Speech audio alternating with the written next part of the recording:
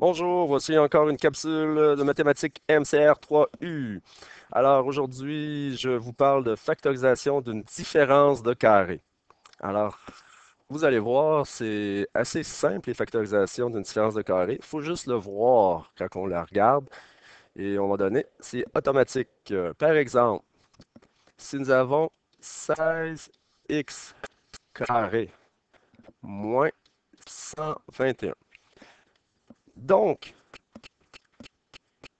on sait forcément ici que nous allons avoir deux parenthèses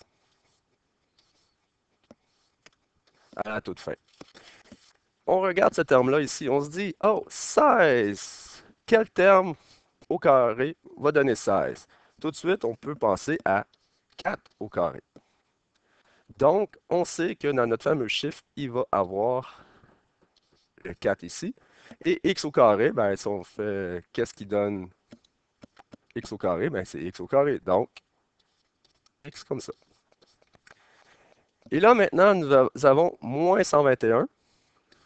Et là, on se demande quel chiffre au carré qui donne 121. Alors, on sait maintenant que 121, ben, c'est 11 au carré qui donne 121. Donc, forcément, on sait que ça va être 11 qui va être ici. Et maintenant, étant donné qu'on veut avoir moins 121, mais il faut qu'un des 11 soit négatif et l'autre 11 négatif. Positif, excusez. Donc, moins 11 fois plus 11, ça va donner moins 121. Et 4x fois 4x, ça va donner notre 16x carré.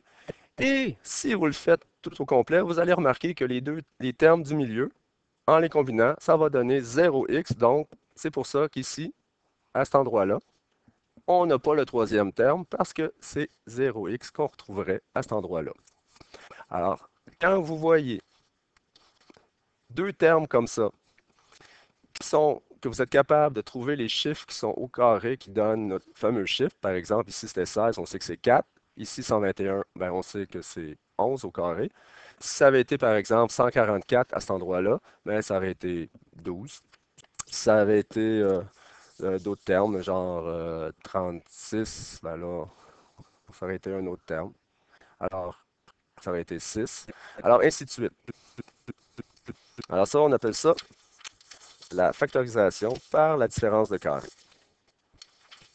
C'était tout. Merci.